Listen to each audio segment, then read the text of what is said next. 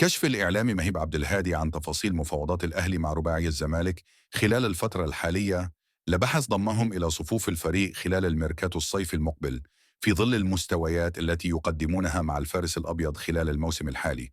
وأكد الإعلامي مهيب عبد الهادي في تصريحات تلفزيونية أن النادي الأهلي يتفاوض خلال الفترة الحالية مع 4 لاعبين من نادي الزمالك، وهم المغربي محمود بن تايج، بالإضافة إلى محمد حمدي وزيزو، وأخيرا حسام عبد المجيد. ويتطلع مسؤولو المارد الأحمر لحسم أحد الأسماء لضمها إلى صفوف الفريق في الموسم المقبل.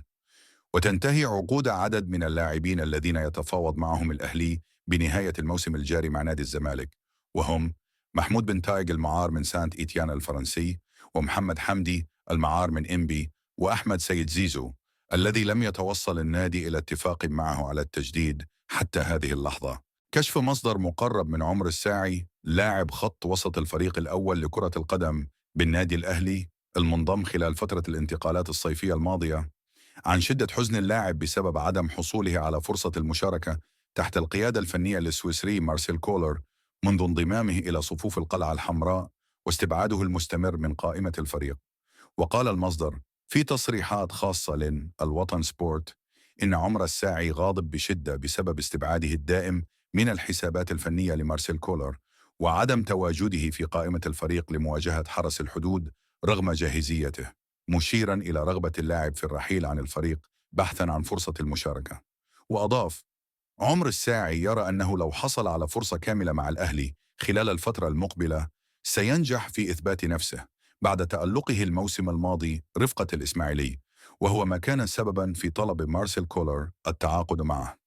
وأشار المصدر إلى أن الساعي طلب عقد جلسة مع كولر خلال الساعات المقبلة لحسم مصيره، لافتا إلى أن استبعاد اللاعب من قائمة الفريق لمواجهة حرس الحدود أشعل غضبه وزاد من رغبته في الرحيل عن الفريق. حدد الجهاز الفني لفريق الأهلي بقيادة السويسري مارسيل كولر الموعد المبدئي لمشاركة التونسي علي معلول ظهير أيسر الفريق في المباريات خلال الفترة المقبلة.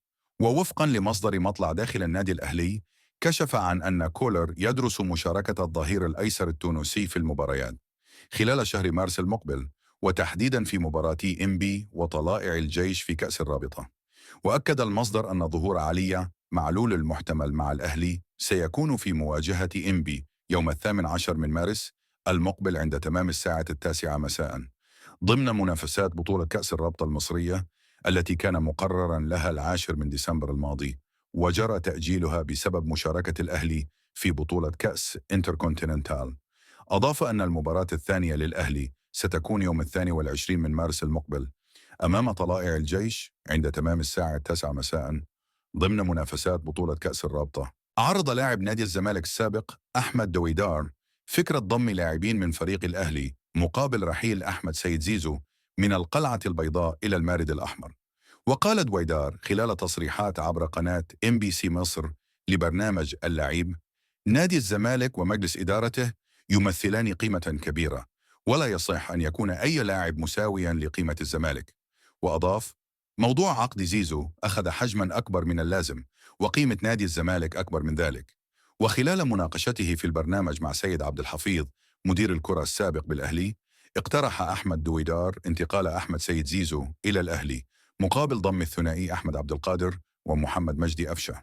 وأردف: لجنة التخطيط ترى أن المبلغ المطلوب لتجديد عقد زيزو سيكون مشكلة بالنسبة لنادي الزمالك، وأنا أؤيد اللجنة إذا رأت ضرورة رحيل اللاعب حتى لو كان إلى النادي الأهلي. وأتم: لا يصح أن أجدد للاعب بمبلغ 70 أو 80 مليون جنيه، لأنني كنادي لدي مشكلة في الأمور المالية،